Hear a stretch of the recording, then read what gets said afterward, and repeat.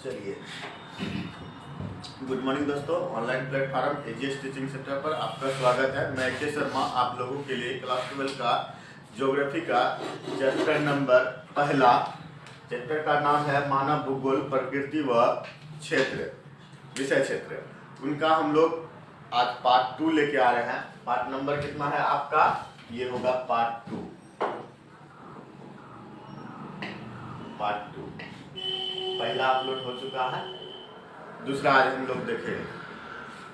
आप लोग के लिए अगर अच्छा लगेगा, क्योंकि आप लोगों के लिए इतना हम मेहनत कर रहे हैं, इतना लिख करके एकदम आसानी वे में समझाने की कोशिश कर रहे हैं, और अच्छा लगेगा ना, लाइक शेयर कमेंट जरूर कीजिएगा, चैनल को सब्सक्राइब जरूर कर लीजिएगा।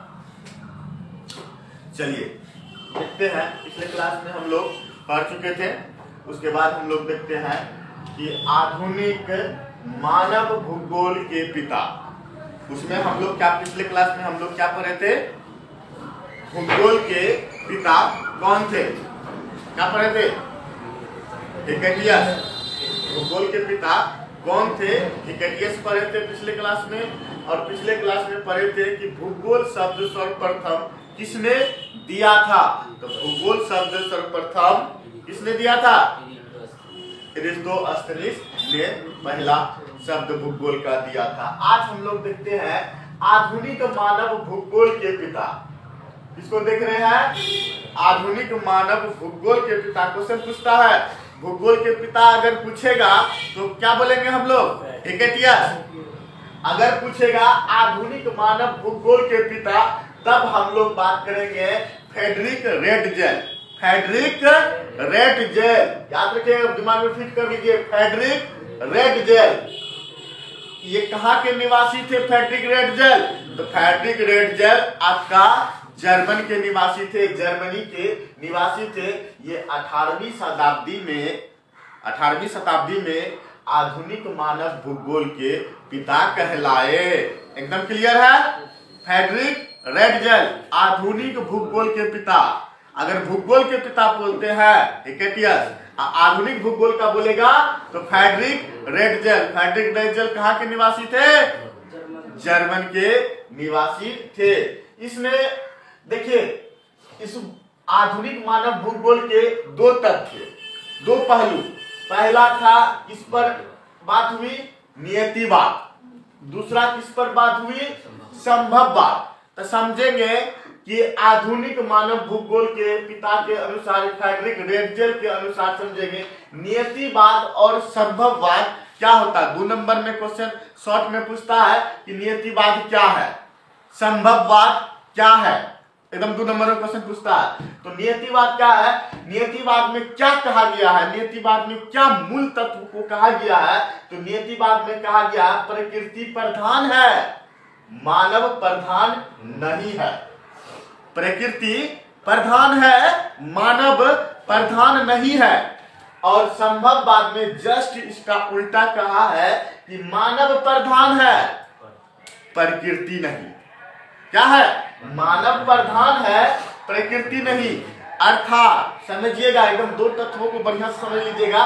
नियतिवाद प्रकृति प्रधान है, अर्थात जो ये समाज में, ये संसार में, ये वातावरण में कौन प्रधान है, सर्वश्रेष्ठ कौन है?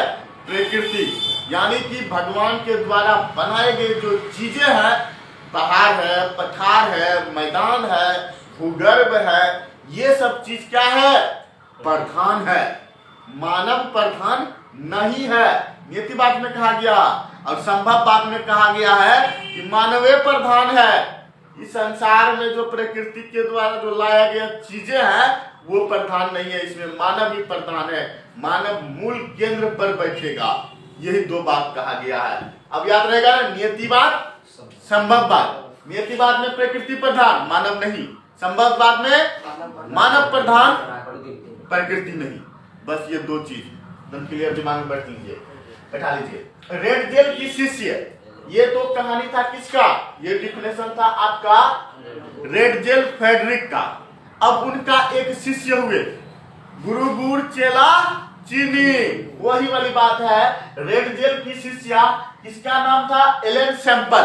एकदम simple, Ellen Semple. Ellen Semple कहाँ के निवासी थे? तो अमेरिका के निवासी थे। क्वेश्चन पूछता है एलन सैंपल किसका शिष्य थे? तो रेटजेल के शिष्य थे। एलन सैंपल कहाँ के निवासी थे? तो जर्मनी के निवासी थे। और इसने देखिए क्या डिफिनेशन दिया। रेटजेल क्या दिया था डिफिनेशन?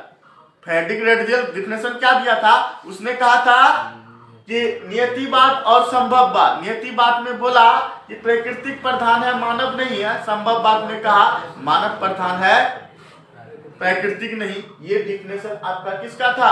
फ्रेडरिक रेटजेल था। उनका ही एक शिष्य हुआ एलन सैंपल। इसने क्या कहा कि मानव भूगोल चंचल है। मानव भूगोल चंचल अर्थात समझिएगा, इसका अर्थ हुआ कि मानव क्या है? चंचल है। मानव चंचल माइंड का है और मानव और अस्थायी पृथ्वी के पारस्परिक परिवर्तनशील संबंधों का अध्ययन है। डिफिनेशन को समझिएगा, मानव क्या है? चंचल है और पृथ्वी क्या है? अस्थायी रूप से परिवर्तनशील है। पृथ्वी में परिवर्तनशील होता है। डिफिनेशन को समझने की कोशिश कीजिएगा, याद कीजिएगा, याद नहीं होगा। समझे? एलन सैंपल क्या कहा डिफिनेशन कि मानव क्या है? चंचल है और पृथ्वी जो है परिवर्तनशील है। पृथ्वी परिवर्तनशील है। ये डिफिनेशन किसका था? एलन सैंपल का। क्लियर है? मानव क्या है? चंचल है। उसी के अनुसार मानव अगर चंचल है तो पृथ्वी में बैठल नहीं है। वो जो ना समय के साथ परिवर्तनशील होता जाता है। होता है ना जी? आज के डेट में देखिए 2G था, तुरंत ही देखिए संसार कितना परिवर्तन हो रहा है। मानव अगर चंचल है, तुम 2G निकालेगा, 3G निकालेगा, 4G निकालेगा, 5G निकालेगा, पृथ्वी में बैठल नहीं है। लो ने हम भी कार्बन डाइऑक्साइड बढ़ाते हैं, ग्लोबल वार्मिंग बढ़ाते हैं, मरोगे एक दिन। हम भी बैठल नहीं रहेंगे, तुम बढ़ोगे तो हम भी बढ़ेंगे। CO2 की मात्रा बढ़ा रहा है ना जी। इतना उद्योग लग रहा है, मानव भी बैठल नहीं, बड़ा बड़ा फैक्ट्री लगा रहा है, उद्योग लगा रहा है, परमाणु बम तो है, बम दिस बम दैट बम पूरा तैयार कर रहा है, सेटअप तैयार कर रहा है, बड़ा बड़ा उद्योग प्लांट लगा रहा है। तो क्या हो रहा है? संसार में CO2 की मात्रा बढ़वा रहा है। तो पृथ्वी के साथ कोई बात नहीं, बढ़ाओ, हम भी गर्मी बढ़ाएंगे, CO2 की मात्रा बढ़ेगा, ग्लोबल वार्मिंग बढ़ेगा। एक दिन बर्फ पिघलना स्टार्ट कर देगा अंटार्कटिक महादेश से।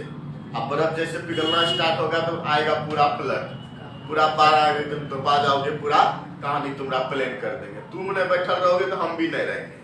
वही कहा है तो एलन सैंपल बोला है कि मानव अगर चंचल है तो पृथ्वी भी उसके साथ परिवर्तनशील है। देखिए इनसे ज्यादा भयानक डिफिनेशन ये दे दिया उनका चेला। कौन? एलन सैंपल, फ्रेडरिक रेटजेल के शिष्य। इसीलिए बोले गुरु गुड़ चेला चीनी हो गया यहाँ पे ये डिफिनेशन में। देखिए इसके अनुसार से क्वेश्चन पूछता आपका नियतिवाद और संभववाद में अंतर बतावे, या नीतिवाद, संभववाद और नवनियतिवाद क्या है। 2 नंबर में अगर पूछेगा तो पूछेगा नियतिवाद क्या है, या फिर संभववाद क्या है, या पूछेगा नवनियतिवाद क्या है। समझे? क्वेश्चन लिखाएंगे, हम समझाएंगे आप लोग को। पहले समझ लीजिए, कंटेंट को समझ लीजिए, फिर आंसर हम लिखाएंगे। क्वेश्चन लिखाएंगे नियतिवाद क्या है, संभववाद क्या है, नवनियतिवाद क्या है, या डिफिनेशन इसमें अंतर पूछ ले, डिफरेंट पूछ ले। नियतिवाद संभववाद में अंतर क्या है, या पूछ ले नियतिवाद नवनियतिवाद में संभव क्या है, या संभववाद नवनियतिवाद में अंतर क्या है। कुछ भी दो को पूछ सकता है आपका। समझे? तो दुनिया भर का क्वेश्चन आपका यहाँ से आता है। 5 नंबरिया में पूछेगा तो अंतर पूछ लेगा, 2 नंबरिया में पूछेगा सिंगल सिंगल पूछेगा। समझे जी? तो देखिए समझने की कोशिश करते हैं कि नियतिवाद क्या है, संभववाद क्या है और नवनियतिवाद क्या है। नियतिवाद में देखिए फ्रेडरिक रेटजेल कहाँ के निवासी थे। एक क्वेश्चन ऑब्जेक्टिव बनता है कि फ्रेडरिक रेटजेल कहाँ के निवासी थे, तो जर्मन के निवासी थे। रेटजेल याद रहेगा ना, रेटजेल कहाँ के थे? जर्मन थे। और रेटजेल का शिष्य कौन था? सैंपल व्यक्ति, याद रखें, एलन सैंपल। दिमाग रहेगा ना याद जी? Elon sample.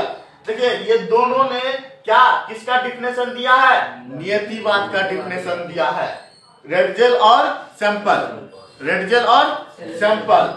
देखिए प्रकृति को सबसे अधिक प्रभावी माना गया है, इसके अनुसार कहा गया है, फैड्रिक रेड जेल के अनुसार कहा गया है प्रकृति को सबसे अधिक प्रभावशाली माना गया है। और इसके अनुसार डी कहता है विडाल डी ला ब्लास, विडाल डी ला ब्लास ये कहाँ के निवासी थे? ये फ्रांस के निवासी थे। इसके अनुसार कहा गया है मानव को सबसे अधिक प्रभावशाली माना गया है। इसने क्या बोला? विडाल डी ला ब्लास क्या बता है? मानव को सबसे अधिक प्रभावशाली माना गया है। अब फ्रेडरिक रेड जेल जर्मन के जो व्यक्ति थे इसने क्या बोला? प्रकृति को सबसे अधिक प्रभावशाली माना गया है। और इसी में देखिए इसका एक विचारक हुआ ग्रिफिथ टेलर। टेलर सीने वाला ग्रिफिथ टेलर ये कहाँ के निवासी थे? अमेरिका के निवासी थे। इसने बोला प्रकृति और मानव के सामंजस्य पर बल दिया जाना चाहिए। इसने दोनों पर विशेष किया। ये दोनों तो अलग अलग बोला। रेड जेल बोला प्रकृति प्रधान है और विडाल डी ला ब्लास क्या बोला कि मानव प्रधान है। और इसने क्या दिया? कौन? ग्रिफिथ टेलर ने बोला कई कोई भी प्रधान, ना तो ये प्रधान है ना तो मानव प्रधान है, दोनों के बीच सामंजस्य स्थापित होना चाहिए, दोनों के बीच बराबर संबंध। अब मानव भी प्रकृति का दोहन नहीं करना चाहिए, प्रकृति भी मानव का दोहन नहीं करना चाहिए, यानी दोनों को मिला जुला करके चलना चाहिए। ये किसका रास्ता अपनाया? ग्रिफिथ टेलर सीने का। टेलर क्या करता है? सीने का काम करता है ना। तो ये दोनों को सी दिया, बोला एक साथ रहो बाबू, अलग नहीं रहना है, दोनों मिल करके काम करेंगे। प्राकृतिक और मानव दोनों मिल के काम करेंगे। नामे है टेलर, तो टेलर सी न देगा जी, दोनों अलग थोड़ी रहेगा, दोनों को सी दिया, मतलब तुम दोनों एक साथ रहो, दोनों मिल के हम लोग काम करेंगे। याद रहेगा इसका डिफिनेशन। टेलरे नाम है, सीने का काम करता है, इसीलिए इसने दोनों को बोला प्राकृतिक और मानव दोनों के बीच सामंजस्य पर बल देना चाहिए। देखिए डिफिनेशन, लॉजिक से याद रखिएगा। अगला देखते हैं एलन सैंपल कहाँ के व्यक्ति थे? अमेरिका के व्यक्ति थे। इसने बोला नितांत आवश्यकता की स्थिति है, हमें जो है ना जो चीज की आवश्यकता है उन्हीं पर हमें बल देना चाहिए। और एक था अल्बर्ट डिमाजिया। अल्बर्ट डिमाजिया ये भी आपका कहाँ के व्यक्ति थे? तो फ्रांस के व्यक्ति थे। इसने भी क्या बोला? नितांत क्या है? स्वतंत्रता की स्थिति है, स्वतंत्र अवस्था में वस्तु में रहना चाहिए, प्रतिबंधित नहीं रहना चाहिए, बांधा हुआ नहीं रहना चाहिए, दूसरे का अधीन नहीं रहना चाहिए। चीजें कैसी रहनी चाहिए? स्वतंत्र रूप में रहना चाहिए, निष्पक्ष स्वार्थ का होना चाहिए। और इसी ग्रिफिथ टेलर ने इसी बात पर क्या बोला? रुको और जाओ का विचारधारा से जाना जाता है। ये क्वेश्चन पूछता है रुको और जाओ, एकदम दिमाग में फिट कर लीजिएगा। रुको और जाओ किसने दिया था? Griffith Taylor. ग्रिफिथ टेलर रुको और जाओ, इसमें भी लॉजिक है। इसने बोला कि प्रकृति का ही सिर्फ प्रयोग करना चाहिए। कौन? एलन सैंपल आ गया जी। लेकिन और इसे अल्बर्ट डिमाजिया क्या बोला कि नितांत स्वतंत्रता रहना चाहिए, एकदम निष्पक्ष स्वार्थ का होना चाहिए। और इसने बोला नहीं, आओ तुमको हम सी देते हैं। इसने बोला कि रुको और जाओ, अर्थात कोई भी चीज प्राकृतिक में करने से पहले, अर्थात बड़े बड़े प्लान को लगाते हैं, बड़े बड़े फैक्ट्री का निर्माण करते हैं, तो निर्माण करने से पहले वहां पर के आपको सोचना पड़ेगा, रुक करके थोड़ा सा ठहर जाइए, थोड़ा सा समझ जाइए, उसके बाद एनालिसिस कीजिए क्या यहाँ फैक्ट्री खोलना है, शीशे का फैक्ट्री खोलना है। तो शीशा से जो फैक्ट्री खोलेंगे तो उससे जो पोल्यूशन निकलेगा, तो कहीं फैक्ट्री हम बैठा रहे हैं, कहीं गांव के पास तो नहीं बैठा रहे हैं, किसी शहर के नजदीक तो नहीं बैठा रहे हैं, जिससे कि मानव पर बुरा प्रभाव पड़े। इसीलिए रेड जेल ने बोला कि चीजें को करने से पहले रुको और तब जाओ, अर्थात तब काम करो। पहले किसी काम को करने से पहले एनालिसिस कर लीजिए कि इस काम से क्या बुरा प्रभाव होगा। समझे जी? क्या बुरा प्रभाव होगा इसको समझ लीजिए। अगर कोई बुरा प्रभाव नहीं होता है तब फिर आप उस काम को कीजिए। इनसे कोई प्रकार का पॉल्यूशन नहीं होता, इनसे किसी प्रकार का मानवीय जीवन पर कोई दुष्प्रभाव नहीं पड़ता है, तब आप काम कीजिए। तब ग्रिफिन टेलर साहब ने क्या बोला? रुको और जाओ, यानी कि काम को सोच समझकर तब कीजिए। ये था ग्रिफिन टेलर का काम। रुको, दोनों को सील न दिया। ये था नितांत है, कर दो। ये था कि स्वतंत्र रूप रहे, किसी को छोड़ दो, अपना जो करता है करने दो। लेकिन ये बोला नहीं, दोनों को मिला के चलो। पहले रुक जाओ, समझ लो, ठहर लो, उसके बाद कोई काम को करो। ये था ग्रिफिन टेलर का कहना। अब देखते हैं मानव प्रकृति का क्या है? मानव प्रकृति का दास है। किसने कहा था? एलन सैंपल कहा था, जो अमेरिका के कौन थे? भूगोल वेता थे, यानी कि विचारधारक थे, भूगोल के विचारधारक थे, भूगोल वेता थे। एलन सैंपल ने क्या कहा? क्या कहा? मानव जो है प्रकृति का क्या है? गुलाम है, दास है। मानव प्रकृति का गुलाम है, दास है। लेकिन जीन ब्रूस एक व्यक्ति था, विचारक, विचारक, भूगोल वेता। जीन ब्रूस ये भी फ्रांस के ही थे। जीन ब्रूस फ्रांस के ही थे। इसने क्या बोला? मानव प्रकृति का क्या है? स्वामी है। अर्थात इन तथ्यों को समझिएगा। इसमें क्या बता रहा है एलन सैंपल? मानव क्या है? प्रकृति का दास है, अर्थात दास मतलब गुलाम। प्रकृति जो है उसके अनुकूल मानव को चलना चाहिए, प्रकृति के हिसाब से मानव को चलना चाहिए, एलन सैंपल ने कहा। लेकिन जस्ट उनका उल्टा जो है जीन ब्रूस क्या कहते हैं? मानव प्रकृति का क्या स्वामी है और मानव के अनुसार से प्रकृति को चलना चाहिए। जस्ट उल्टा डिफिनेशन। एक बार फिर हम रिकॉल कर देते हैं आपको। एलन सैंपल क्या कहा? मानव जो है प्रकृति का दास है, अर्थात प्रकृति के अनुसार मानव को चलना चाहिए। बट जीन ब्रूस फ्रांस के जो भूगोल वेता थे, इसने क्या कहा कि मानव के अनुसार से प्रकृति को चलना चाहिए। समझे? लेकिन ग्रिफिन टेलर ने बोला नहीं, दोनों के अनुसार चलना चाहिए। मानव और प्रकृति दोनों को एक साथ चलना चाहिए, तब जो है ना इस दुनिया का क्या होगा? विकास होगा और दुनिया अच्छी तरीका से चल सकता है, मानवीय जीवन अच्छा तरीका से चल सकता है। नहीं, अब बोलेगा इसमें क्या बोलेगा? इसने क्या कहा जीन ब्रूस? प्रकृति मानव प्रकृति के अनुसार नहीं, सॉरी, मानव के अनुसार प्रकृति चलेगा तब तो बर्बादे है। अब दुनिया भर का आप परमाणु बम का परीक्षण करो, फोड़ दो, नुकसान है। बड़ा फैक्ट्री लगा दो, प्रदूषण का ध्यान भी नहीं रखो, क्या हो रहा है दुनिया में? क्या होगा? इतना प्रदूषण, इतना पॉल्यूशन होगा जिससे जो है गाछ वृक्ष सब जो है क्या हो जाएगा? मरना स्टार्ट हो जाएगा। और ध्यान नहीं रखेंगे, जब पेड़ पौधा मरना स्टार्ट हो जाएगा तो मानवीय जीवन पर बुरा प्रभाव पड़ेगा ना जी। ऑक्सीजन की कमी हो जाएगा, आदमी बीमारी से मरना स्टार्ट हो जाएगा। ऑक्सीजन का महत्व समझ में आया होगा आपको। कोरोना टाइम में सिलेंडर बिकता था, ऑक्सीजन का सिलेंडर बिकता था 10,000 20,000 करके सिलेंडर, मिलता नहीं था। तब पता चला था कि ऑक्सीजन क्या है। ये मानवीय दोहन है, ये मानवीय दोहन है। दोनों को मिला चलना चाहिए, प्रकृति और मानव को एक साथ मिल करके चलना चाहिए, न कि प्रकृति मानव के अनुसार, कहीं मानव प्रकृति के अनुसार। तो इस प्रकार से संसार का दोहन हो जाएगा। समझे? ये था डिफिनेशन। दुनिया भर का क्वेश्चन पूछता है यहाँ से। एक हम चार्ट के माध्यम से, एक ग्राफ के माध्यम से आपको चार्ट के माध्यम से इसको समझाए।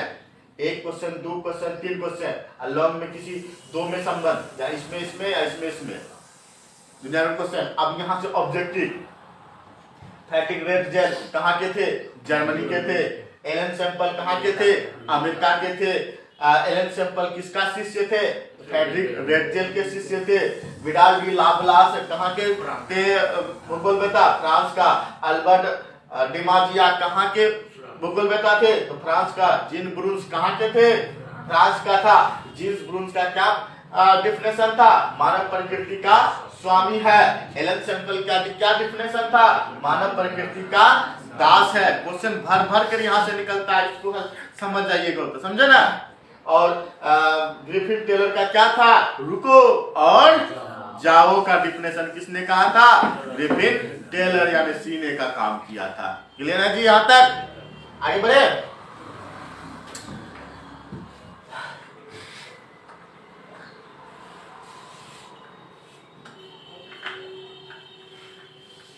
कहते हैं ना, मंजिल उन्हें मिलती है जिनके सपनों में जान होती है। पंखों से कुछ नहीं होता है, हौसलों से उड़ान भरी जाती है। तो धैर्य रखिए, सारा चीज एकदम आपको इजी वे में हम समझाएंगे, पूरा एकदम समझ में आएगा ज्योग्राफी। कहीं कोई तरह का दिक्कत आपको नहीं देंगे, कोई भी दिक्कत रहने नहीं देंगे, और दिक्कत रहेगा तो बोलिएगा। चलिए अगला टॉपिक क्या है? मानव भूगोल की प्रकृति व विषय क्षेत्र में हम लोग समझेंगे प्रसिद्ध, ये भी आपका भूगोल में था, प्रसिद्ध भूगोल वेता जीन ब्रूस। यहाँ देखे थे एक जीन ब्रूस है ना जी, कहाँ के व्यक्ति थे? जीन ब्रूस फ्रांस के व्यक्ति थे। प्रसिद्ध भूगोल वेता जीन ब्रूस फ्रांस के अनुसार, यानी फ्रांस के रहने वाले थे। जीन ब्रूस के अनुसार, यहाँ लिखने का तत्व है जीन ब्रूस के अनुसार, ब्रैकेट में इसीलिए फ्रांस के कि था कहाँ का, तो फ्रांस का। जीन ब्रूस के अनुसार क्या डिफिनेशन दिया है? क्वेश्चन पूछ लेता है, जीन ब्रूस के अनुसार डिफिनेशन बता दे इसका, मानव भूगोल की प्रकृति के विषय बारे में जीन ब्रूस ने क्या कहा है। जीन ब्रूस ने क्या कहा? देखिए जीन ब्रूस क्या कहा है, इसके अनुसार जिस प्रकार अर्थशास्त्री का संबंध कीमतों से है, अर्थशास्त्री का संबंध कीमतों से, अर्थशास्त्र में किसका बात होता है? रुपया पैसा मनी का बात होता है ना। अर्थशास्त्री का संबंध किससे है? कीमतों से है। और भूगोल शास्त्र का संबंध या भूगर्भ शास्त्र का संबंध किससे है? चट्टानों से है। भूगर्भ शास्त्र का संबंध चट्टानों से है। वनस्पति शास्त्र का संबंध पौधों से है। और मानवाचार का संबंध जातियों से है। और कहते इतिहास का संबंध समय से है। और भूगोल का संबंध उसी प्रकार भूगोल का संबंध किससे है? केंद्रीय स्थान से है। अर्थात मानव एक केंद्र पर, भूगोल का डिफिनेशन में पहले क्लास में बताए थे। भूगोल का जिस स्थान पर मानव निवास करते हैं उन्हीं के बारे में जानकारी प्राप्त करना ही क्या कहलाता है? भूगोल कहलाता है। अर्थात केंद्र बिंदु पर कौन बैठा हुआ है? मानव बैठा हुआ है। केंद्र बिंदु पर मानव बैठा है, ये कहा गया है। इसके अनुसार जीन ब्रूस के अनुसार, जीन ब्रूस क्या बोला है? भूगोल के केंद्र पर कौन बैठा हुआ है? केंद्र बिंदु पर मानव बैठा हुआ है। और इस संसार जो न पूरा मानव के किरदार पर चलती है। मानव के ही परिघटनाओं को हम लोग पढ़ते हैं भूगोल में, कि मानव के द्वारा क्या किया गया है, उनके बारे में जानने का कोशिश करते हैं। जो उनके बारे में हम लोग जानते हैं, उसके किए गए कार्यों के बारे में जानते हैं, उसी को हम लोग क्या कहते हैं? भूगोल कहते हैं। ठीक ना? क्लियर है यहाँ तक? और देखिए कि धरातल पर दो तरह की स्थलाकृतियां हैं। धरातल पर मान्य भूगोल की प्रकृति विषय के अनुसार धरातल पर कितने प्रकार के, क्वेश्चन बनता है, मान्य भूगोल की प्रकृति के विषय के क्षेत्र के अनुसार धरातल पर कितने प्रकार की स्थलाकृतियां हैं? तो आंसर हो जाता है धरातल पर दो प्रकार की स्थलाकृतियां हैं। एक तो होगा आपका प्राकृतिक स्थलाकृतियां, दूसरा हो जाएगा आपका मानवा स्थलाकृतियां। अर्थात एक तो प्रकृति के द्वारा जो किए गए कार्य या जो चीजें हैं उन्हें हम लोग प्राकृतिक स्थलाकृतियां कहते हैं। और मानव के द्वारा जो किए गए कार्य होते हैं, मानव के द्वारा बनाए गए जो सजाए गए जो स्थान होते हैं, उन्हीं को हम लोग क्या कहते हैं? मानवा स्थलाकृतियां कहते हैं। जैसे प्रकृति के द्वारा क्या होगा? प्रकृति के द्वारा क्या लाया गया है? जिसको मानव नहीं लाया है वो प्रकृति लाया है। जैसे पहाड़ को क्या मानव लाया है जी? पहाड़ को मानव बनाया है? ये प्रकृति का चीज है। पठार को किसने लाया? मानव लाया है जी। कहेंगे सर पहाड़ और पठार में क्या अंतर है? अंतर समझ रहे हो? क्या अंतर? सर पठार होता है बड़ा बड़ा, पठार होता है ऐसे कोनिकल आकार का पहाड़, सॉरी पहाड़ होता है कोनिकल पहाड़, और पठार होता है ऐसे ऐसे। ये एकदम चपटा होगा, उस एरोप्लेन को भी उतार दो, क्रिकेट का पिच बना लो, एकदम दूर दूर तक एकदम चपटा दिखाई पड़ेगा, उसमें घर भी बसा लो ऊपर में। लेकिन पहाड़ जो ना कोनिकल आकार का होता है, यही अंतर है। ये ज्यादा पहाड़ ऊंचा होता है और पठार थोड़ा चपटा होता है, समझे? तो ये पठार भी प्राकृतिक का चीज है, प्रकृति ने इसको लाया है। मैदान को प्रकृति ने, मैदान समझ रहे हैं ना, जिसको इंग्लिश में प्लेन कहते हैं, मैदानी एरिया, गंगा के किनारे बसे गए क्षेत्र को मैदान कहते हैं, जिन पर कृषि की जाती है, खेती की जाती है, फसलें उगाई जाती है, उसे हम लोग मैदान कहते हैं। जिनमें पानी की सुविधा आसानी से मिल जाए, मिट्टी उपजाऊ हो, उसे हम लोग क्या कहते हैं? मैदान कहते हैं। समुद्र विज्ञान, समुद्र के जीव जंतुओं के बारे में, पेट्रोलियम पदार्थों, खनिज पदार्थों के बारे में जो अध्ययन करते हैं, उसे हम लोग समुद्र विज्ञान कहते हैं। ये सब चीजें प्रकृति के तरफ प्राप्त किया जाता है। जैसे समुद्र में खनिज पदार्थ का निर्माण होना, पेट्रोलियम पदार्थ का निर्माण होना, पेट्रोलियम पदार्थ लाखों करोड़ों वर्ष के जीव जंतु के मरे रहने के कारण, समुद्र के तल पर दबे रह जाने के कारण, हीटिंग और कूलिंग प्रक्रिया के द्वारा, दाब और प्रेशर के कारण से जो पेट्रोलियम पदार्थ बनता है, ये प्राकृतिक रूप से बनता है, इसे कोई मानव नहीं बनाता है। और आज के डेट में पेट्रोलियम पदार्थ का इतनी मात्रा में दोहन हो रहा है, इतनी मात्रा में खपत हो रहा है, एक दिन जो है पेट्रोलियम पदार्थ जो है ना दुनिया से समाप्त हो जाएगा, समझे? मानवास्फलाकृतिया में देखते हैं कि मानव के द्वारा जो चीजें को निर्माण किया जाता है, उसे हम लोग मानवास्फलाकृतिया कहते हैं। जैसे रेलवे स्टेशन को बना देना मानव का काम है, यह प्रकृति की काम नहीं है, मानव ने रेलवे स्टेशन को बनाया। रेलगाड़ी को बना देना मानव का काम है। शहर को बसाना मानव का काम है। गांव को बसाना मानव का काम है। बस स्टैंड को बसाना मानव का काम है। सड़कें बनाना, बस, ट्रक, टेम्पू, कारें को बनाना, ये सब चीजें मानव का काम है। इसी को हम लोग क्या कहते हैं? मानवास्फलाकृतियां कहते हैं। तो आज हम लोग यहीं तक रहने देते हैं और स्क्रीनशॉट लीजिए,